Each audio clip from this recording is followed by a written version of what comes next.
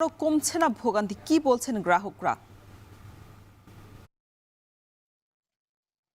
রওশন, সাতক্ষীরায় যে পেট্রোল পাম্পগুলো রয়েছে এখনো কিন্তু এখানে আমরা দেখছি যে প্রতিটি পেট্রোল পাম্পে যখন তেল দেওয়া শুরু হচ্ছে সকাল 8টা থেকে কিন্তু তেল দেওয়া শুরু হয়, এবং এই তেল দেওয়া শুরুর সাথে সাথে কিন্তু প্রত্যেকটি পাম্পের সামনে কিন্তু দীর্ঘ লাইন তৈরি হচ্ছে। বিশেষ করে যখন পেট্রোল এবং অকটেন দেওয়া হচ্ছে সেক্ষেত্রে কিন্তু মোটরসাইকেল এবং প্রাইভেট কার সহ ছোট যে যানগুলো রয়েছে সেগুলো ভিড় করছে। একই সাথে যখন ডিজেল দেওয়া শুরু হচ্ছে তখন কিন্তু ট্রাক এবং বাস সহ বড় যে যানবাহনগুলো রয়েছে সেগুলো কিন্তু দীর্ঘ যানজট তৈরি করছে শহরের প্রধান সড়কে।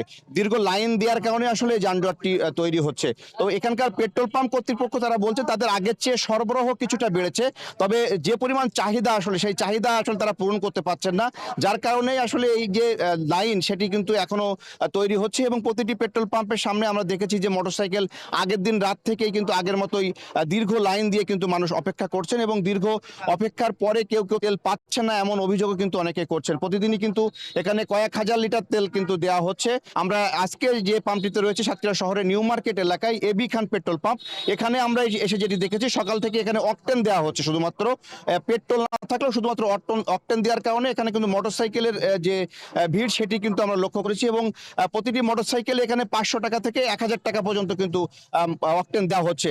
তবে এখানে শেষ পর্যন্ত আসলে যে অকটেনটি থাকবে সেটি যে দীর্ঘ সিরিয়াল রয়েছে সেই সিরিয়ালের শেষ অংশের যে মানুষরা রয়েছেন তারা আসলে পাবেন কিনা সেটি নিয়ে আসলে শঙ্কা রয়েছে। একই সাথে প্রাইভেট কারের আমরা দেখছি এখানে দীর্ঘ লাইন রয়েছে, প্রাইভেট কার, মাইক্রো, এগুলোর একটি দীর্ঘ লাইন তৈরি হয়েছে। সেটি আসলে কখন নাগাদ শেষ হবে সেটিও কিন্তু তারা বলতে পারছেন না।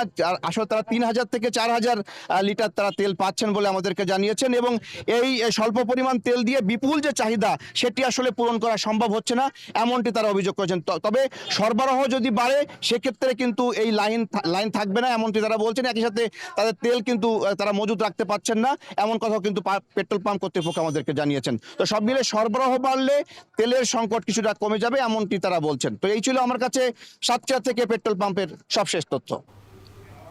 সাতক্ষীরা থেকে যুক্ত ছিলেন আহসান রাজীব।